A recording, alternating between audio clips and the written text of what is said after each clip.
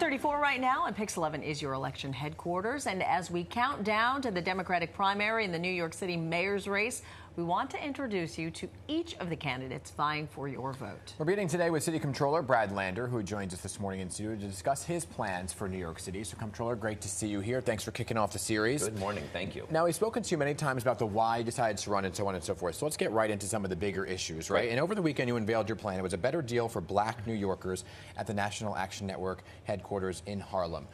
Now, critics of that came out right away saying that you're actually pandering to the black vote. So I wanted to give you a chance to respond to it. I mean, I think that's just silly. Like, that's what critics are always going to say. Look, black New Yorkers are struggling with many of the same things all New Yorkers are struggling with. Can't afford the housing. Can't imagine they could become homeowners or start businesses or feel safe in their neighborhood. So I've got a plan to build 500,000 new units of housing to restore pathways to homeownership for all families, including black families, and to make our neighborhoods safe from gun violence, from retail theft, and to end street homelessness for people with serious mental illness. That's a better deal for black New Yorkers. It's a better deal for all New Yorkers, too. Now, you're seen as one of the more progressive candidates in this race. I want to take a look at a recent Pix 11 Emerson College poll. The Hill poll shows that you are at 6% right now, trailing behind Andrew Cuomo, Eric Adams, Azora Mamdani. How do you plan to convince voters to go your way? Yeah, so, I've been third in most of the polls for the Democratic primary, and I'm confident I'll be coming up. The race is just getting started, and what I think people want is honest, effective leadership. They are tired of Eric Adams' corruption. They don't want Andrew Cuomo's corruption either. So who can bring honest, effective leadership to City Hall? Who's got a proven track record? I've built and preserved thousands of units of affordable housing, exposed Eric Adams' corruption time and time again. When people think these are tumultuous times, we want someone who can stand up and fight Trump, can deliver for New Yorkers. They're going to vote for me on June 24th. When you say that they don't want the corruption of Andrew Cuomo, who are you referring to, right? Because it's not just our poll. All the polls have him far and away as the front runner. Yeah, that's just name recognition, and people know he was governor. They haven't yet keyed in on the race. I'm glad to be your first candidate you're talking to. He won't even show up at forums right now. He's too chicken to get out there and run on his record. He knows the more people see him, the less they'll like him. And I really do think as they remember the corruption, the sexual harassment, the COVID deaths, the lying to families, the causing the summer of hell on the subway, every situation for Andrew Cuomo is an opportunity to abuse whoever it is who's in front of him, even if that's New York City.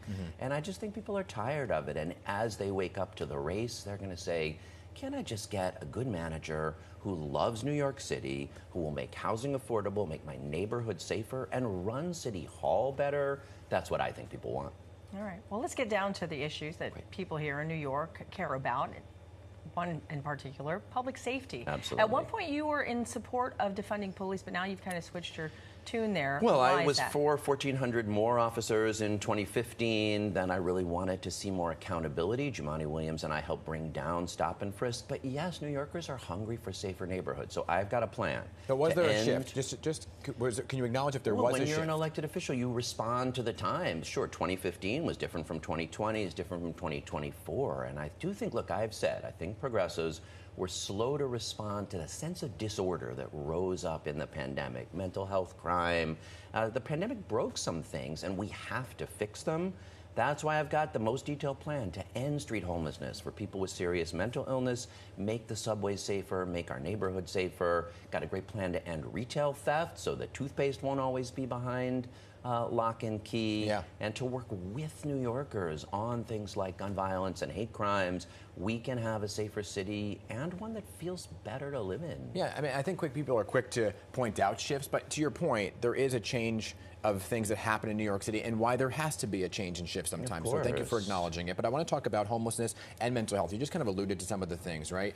And Mayor Adams has kind of been pushing forth this involuntary removal on the streets. And I'm curious to know if you support that and if you would continue that as mayor. So I support increased flexibility for involuntary hospitalization when someone's a danger to themselves or others. And the state budget that just is agreed to involves some increased flexibility that I support. But if you don't connect people to housing and services, when they come out of the hospital, they're just right back on the subway or the street again. So my plan in addition to mental health court and hospitalization, centers on a policy called Housing First, working in Houston, Denver, Salt Lake City to get people from the street into housing and services. It works 70 to 90% of the time. And so that's what my plan will do, is literally end street homelessness for people with serious mental illness. We're talking about 2,000 people who are on the streets who are mentally ill. Meanwhile, we've got 2,500 vacant supportive housing units that Eric Adams won't let them move into. I'll get it done. With that plan, plus listening to your other plan for the housing of 500, where are you getting the money?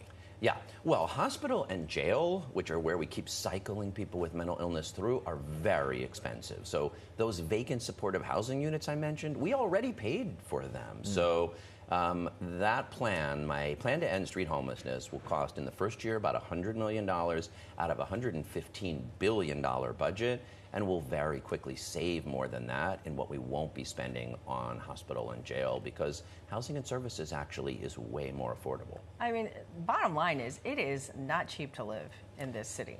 I mean, how do you plan to help folks manage the cost of living here in the city? Absolutely. That's the number one thing I'm hearing from people. Now, you know, I'm the candidate who's worked on affordable housing my whole career. 15 years before I was in public office, I've built and preserved tens of thousands of units of affordable housing already as controller and city council. I got a plan for 500,000 housing units, including 50,000 on just 4 of the city's 12 municipal golf courses. Yeah. Restore a path to home ownership, not only rentals, although this year we can freeze rents for tenants, but enable people to become homeowners again. I've done it before, I'll do it again. Up against the clock here, but I do have to get this last question in, because the next mayor will have to work with President Trump.